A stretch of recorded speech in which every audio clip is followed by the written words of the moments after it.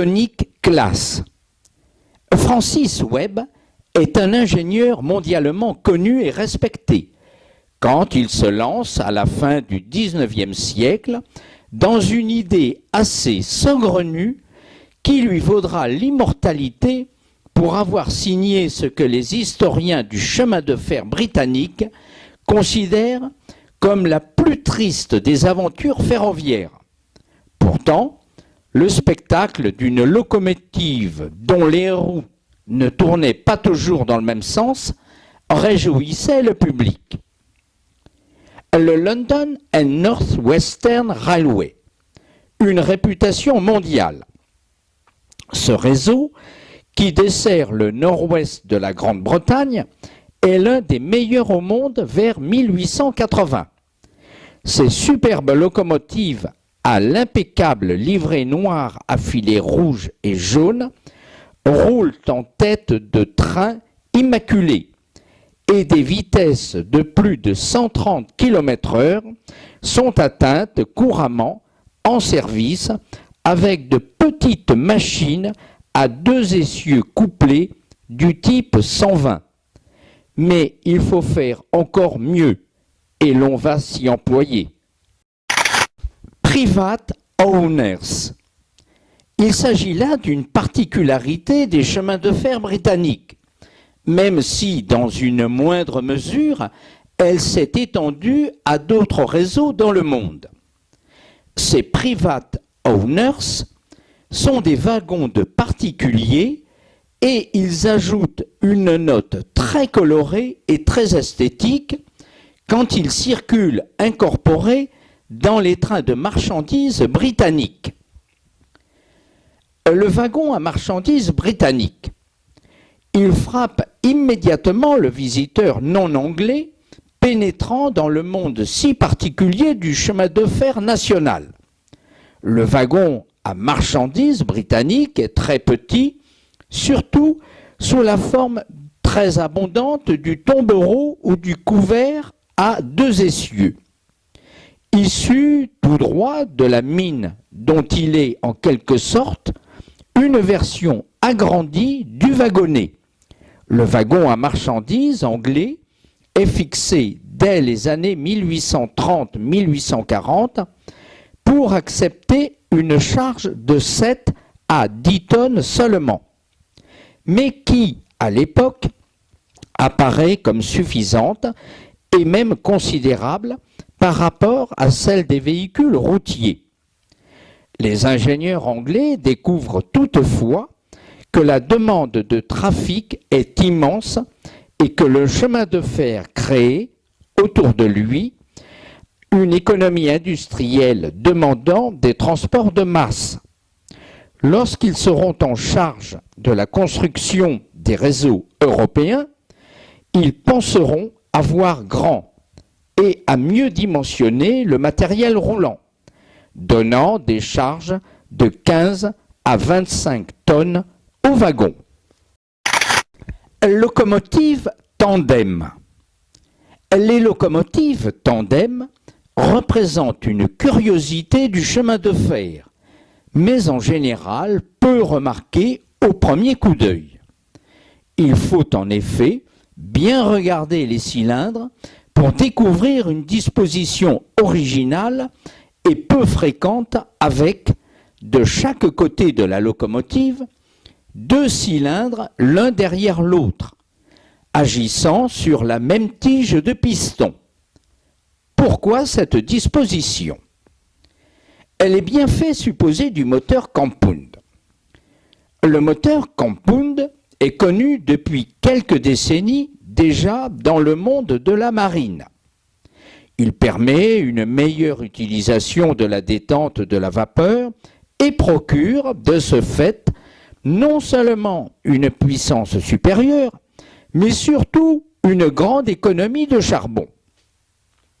L'idée d'appliquer le moteur compound à la locomotive se heurte immédiatement à un gros problème. Le gabarit restrictif imposé à la locomotive, notamment en Angleterre, ne permettant pas de loger un moteur à 4 cylindres. En outre, les techniques de travail du fer au début du chemin de fer ne permettent pas de forger des pièces suffisamment résistantes et pouvant endurer les fortes contraintes mécaniques engendrées par 4 cylindres, attaquant un essieu moteur coudé. L'évolution de la locomotive vers plus de puissance et son allongement, ultérieurement, permettra de loger 4 cylindres sous la forme de 2 groupes successifs, attaquant le premier et le deuxième essieu moteur respectivement. X2 du LNSWR. Ces locomotives sont le chef-d'œuvre de William Adams et elles réunissent à la fois l'élégance victorienne de leur ligne et les performances d'une machine équilibrée et rapide. Bref, c'est le chemin de fer britannique alors à son apogée. Le London and South Western Railway. Cette compagnie est l'une des innombrables petites compagnies anglaises qui, en 1924, se retrouveront toutes regroupées pour en former 4 grandes, le L&SWR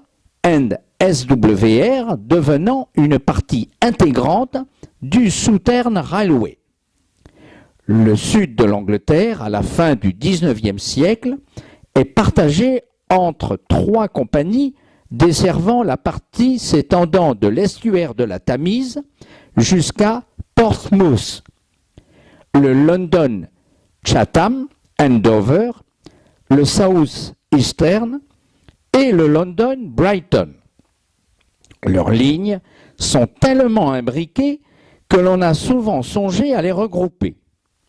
Mais au-delà de Portsmouth se trouve le London and South Western qui nous intéresse et qui arrive à trouver une portion de territoire entre Londres et une partie de la côte sud. Plus loin encore, englobant la Cornouaille et le pays de Galles, c'est le grand domaine du Great Western. Le L&SWR comprend 1548 km de ligne, ce qui est très peu, et bien dans la mesure des réseaux anglais. Son terminus londonien est Waterloo. La gare qui, à l'époque, était honorée par l'arrivée des voyageurs d'Eurostar et dont le bâtiment principal n'a pas changé depuis sa construction en 1846. Le réseau a une politique de trains rapides et luxueux, desservant Winchester, Bournemouth, Southampton, Weymouth. T15 à Gans. comment inscrire en courbe des locomotives à grand nombre d'essieux, sans que cela ne grippe, coince et grince. Beaucoup d'ingénieurs de la fin du XIXe siècle ont en tête des systèmes complexes de bielles articulées dont la cinématique donne le vertige à celui qui, crayon en main, essaie d'en comprendre quelque chose. Christian Huygens est de ces ingénieurs et question bielle, il connaît. Le truc giratoire de Huygens. Il brevette son système en 1891 et construit dans son usine d'Erfurt, en Allemagne, 11 locomotives à 5 essieux moteurs ainsi équipés. Les 3 premiers essieux moteurs sont disposés de façon classique et actionnés par 2 cylindres tout aussi classiquement disposés à l'avant de la locomotive. Par contre, les 2 derniers essieux moteurs, situés à l'arrière, forment un ensemble indépendant dont le châssis est relié à celui de la locomotive par une articulation.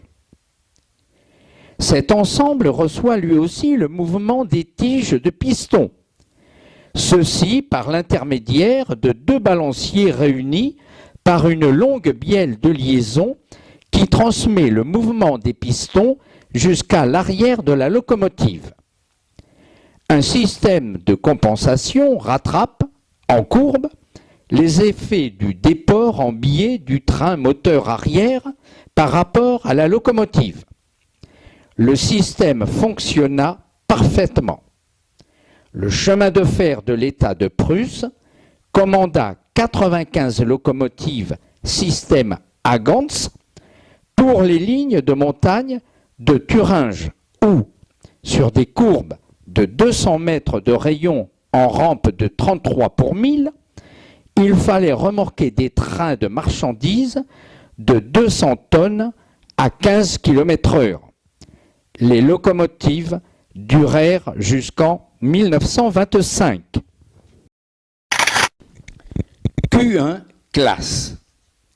Si le terme de locomotive de course n'a jamais existé, il y eut bien des locomotives faites pour faire la course et aller plus vite que les trains de la compagnie concurrente. La Q1 fut une création du North Eastern Railway qui voulait damer le pion à la Midland Railway sur le trajet Londres-Aberdeen. Les 2 compagnies ont lutté au coude à coude jusqu'à ce qu'un superbe déraillement mette fin à la compétition. Une lutte ancienne. Vers la fin du XIXe siècle et pour aller de Londres en Écosse et plus spécialement à Aberdeen, il y a 2 itinéraires, soit par la côte ouest et les voies du Midland Railway, soit par la côte est et les voies du North Eastern Railway. Les 2 compagnies se livrent une guerre acharnée pour conserver une clientèle fidèle d'hommes d'affaires et de touristes et pour ne pas laisser à sa concurrente 1 minute de moins gagnée sur le temps de parcours. Cette perte de temps risquerait de créer un grave préjudice commercial et une atteinte au sens de l'honneur pour ces compagnies bien anglaises, c'est-à-dire ayant un sens inné de la performance sportive et du dépassement de soi-même. Les trains des 2 compagnies rivalisent de vitesse, de luxe et de confort.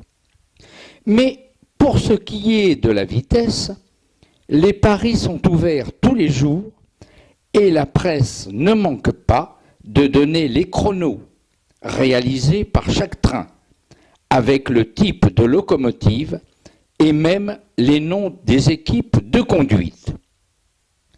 Mais à force de jouer avec le feu, on se brûle et la catastrophe arrive à Preston, sur la ligne du Midland Railway, en 1896.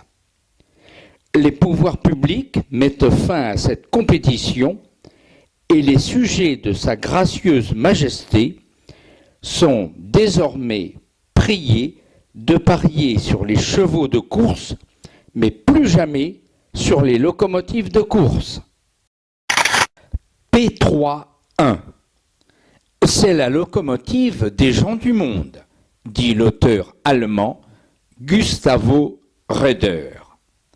Et il est vrai que si la locomotive type 221 est en tête de tous les trains chics du début du siècle, la P3-1 est sûrement la plus élégante parmi les élégantes et très originale esthétiquement. D'où vient cette surprenante beauté palatine? La mode des voyages chics. À partir des années 1880, le tourisme se développe et draine toute une clientèle de gens fortunés vers les lieux et la mode plus huppés les uns que les autres. Grands lacs suisses ou italiens, côte d'Azur, stations balnéaires ou de montagne. Mais pour gagner les palaces lambrissés et leur personnel stylé, il faut prendre le train. Et les trains, eux aussi, se font tout aussi luxueux et confortables. Mais par la force des choses, ces trains confortables sont très lourds. Plus d'espace par voyageur, des couloirs dégagés, de vastes toilettes, voilà qui fait des voitures passant de 20 à 40 tonnes en quelques décennies.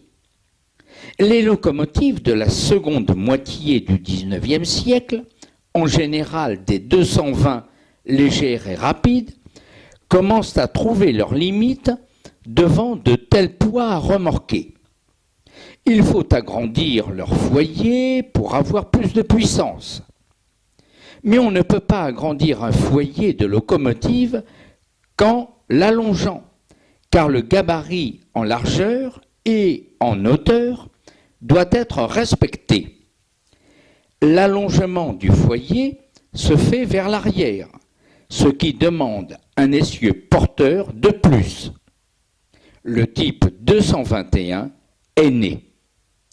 Né en même temps en Europe et aux États-Unis pour les mêmes raisons.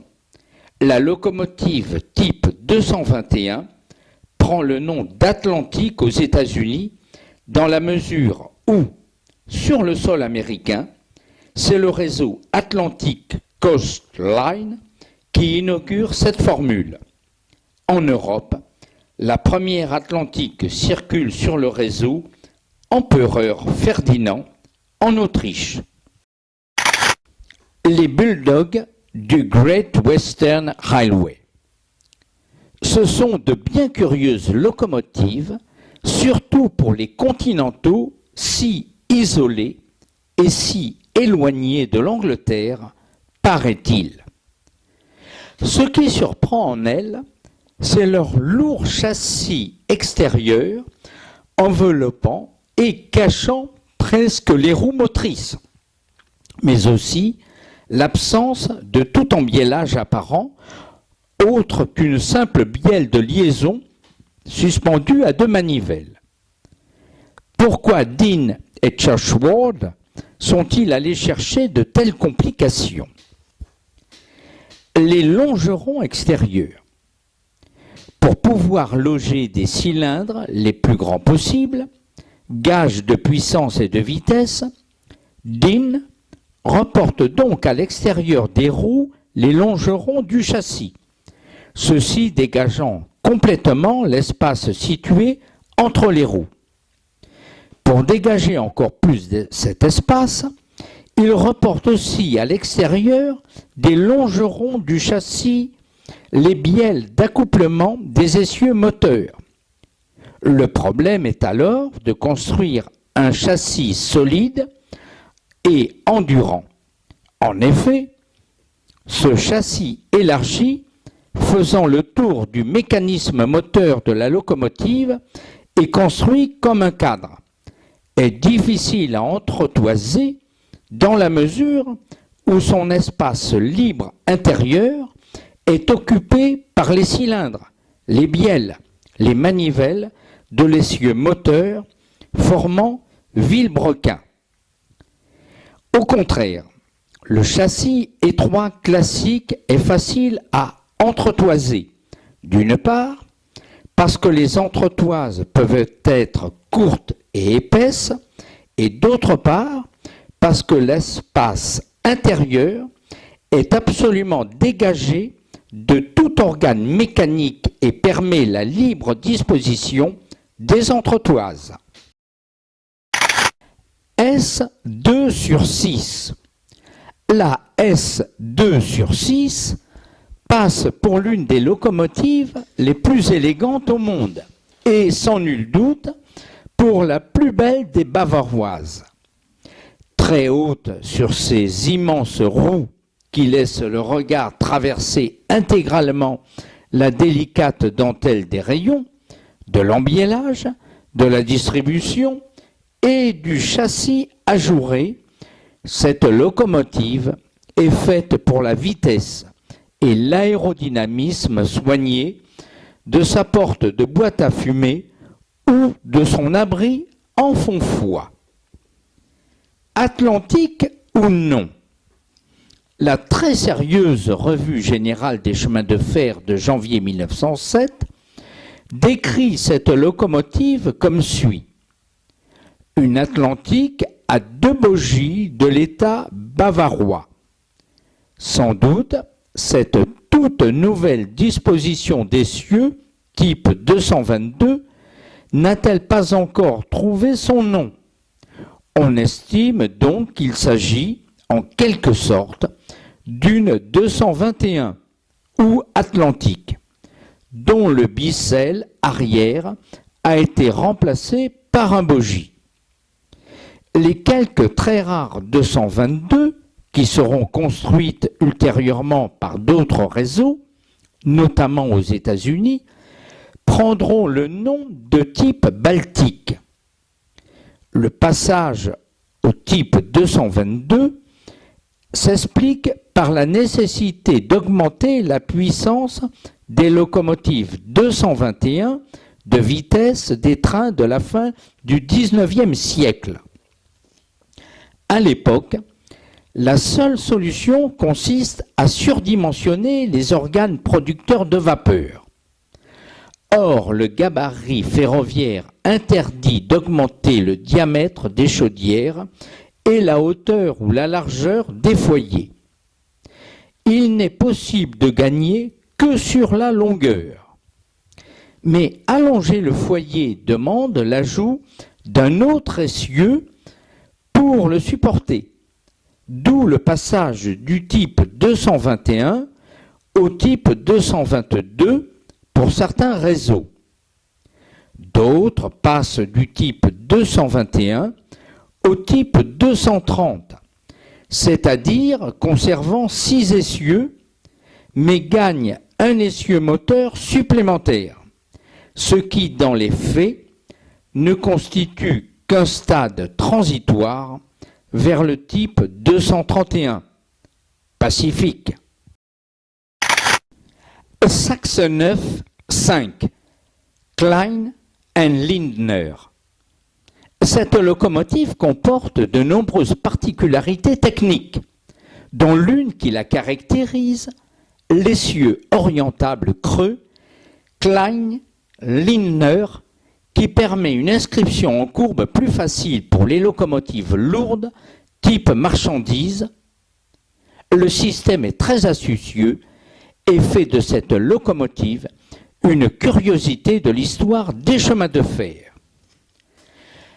Le problème, l'inscription en courbe et l'allongement des locomotives. Les locomotives à vapeur n'aiment pas les courbes, car elles sont constituées d'un châssis rigide solidarisant des essieux parallèles entraînés par des cylindres et des bielles. Le tout doit être bien rigide, bien d'équerre, ceci pour assurer une rotation parfaite des roues et des bielles. Tout au plus peut-on tolérer un léger débattement vertical des roues pour la suspension, mais minime. Les courbes posent inévitablement le problème de l'impossibilité de ménager un forjeu latéral pour les essieux ou de les orienter obliquement comme on le fait pour un train avant de voiture automobile. Tout doit rester bien parallèle. On peut, certes, ménager un jeu infime de quelques millimètres permettant un léger coulissement latéral des essieux, mais très peu, car un jeu plus important coincerait les bielles, qui ne peuvent, elles, prendre une position oblique et s'allonger. Mais un autre problème se pose. L'allongement des locomotives demandé par l'augmentation de leur puissance, elle-même imposée par une demande de transport croissante, rend encore plus cruciale l'inscription en courbe. Ceci d'autant plus qu'il faut multiplier les essieux moteurs, donc multiplier la complexité générale des organes mobiles. Les ingénieurs s'y mettent et trouvent de nombreuses solutions. 220 Claude Hamilton.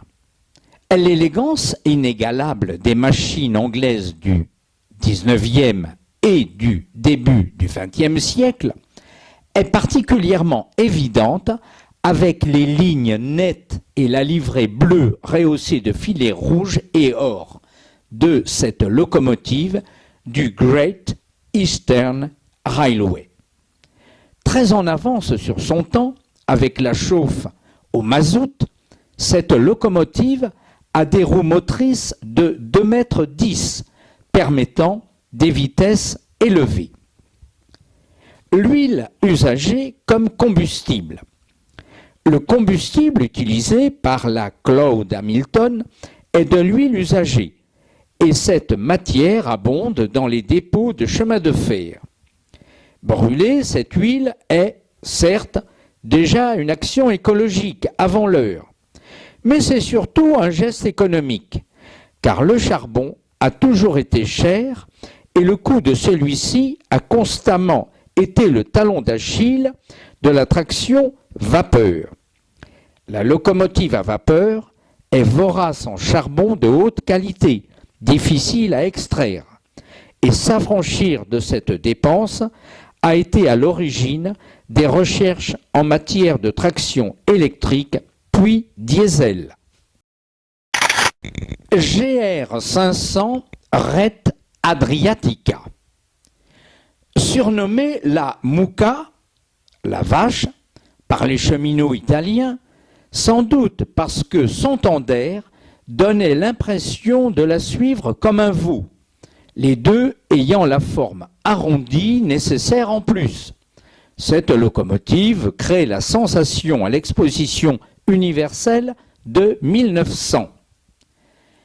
Elle est même essayée par le réseau français de l'Ouest, qui lui trouve des qualités certaines. Mais comme toutes les locomotives exceptionnelles, elle ne fait pas souche. Une locomotive à l'envers. C'est la question que l'on se pose en voyant cette locomotive à l'envers, avec sa cabine de conduite à l'avant, et son tendeur la suivant au-delà de la cheminée passée à l'arrière. La raison, la nécessité d'augmenter la puissance, donc de surdimensionner le foyer. Or, la présence de roues motrices de grand diamètre est une gêne. En plaçant le foyer au-dessus des essieux porteurs, on a toute la largeur du châssis pour ce faire, mais cette solution demande d'allonger la locomotive vers l'arrière, donc de la rendre plus lourde avec un essieu porteur, type 231 par exemple, ce qui n'est pas indiqué pour les lignes à faible charge de l'arête Adriatica. Pour conserver une locomotive courte de type 230, les ingénieurs italiens inversent donc la locomotive et sur le bogie avant disposent le foyer et l'abri de conduite. En outre, pense-t-il, l'équipe de conduite aura une meilleure vision et ne sera pas enfumée dans les nombreux tunnels de la ligne Milan-Rome.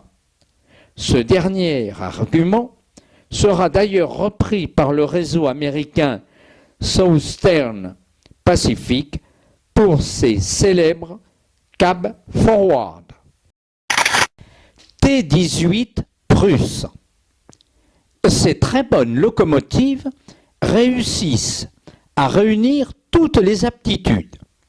Ce sont déjà des locomotives tendeurs, ce qui leur donne une grande souplesse d'utilisation, mais également des locomotives mixtes capables de remorquer aussi bien des trains de voyageurs express ou omnibus que des trains de marchandises.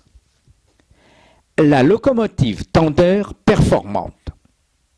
Traditionnellement, la locomotive tendeur est plutôt une machine pour train de marchandises lent, pour train omnibus sur ligne secondaire ou pour le service des manœuvres.